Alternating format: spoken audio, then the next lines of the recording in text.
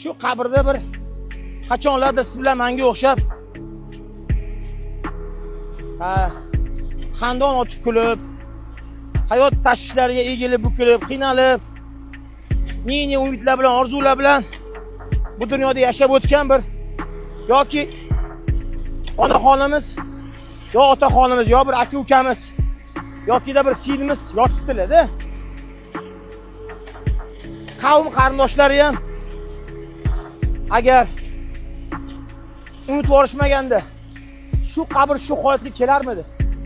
Misol uchun-da. Shuni atrofini mundoq o'tlardan tozalab, tikonlardan tozalab, mayli agar farzandlar o'tib ketgan bo'lsa, bilmasam navarlari bordir.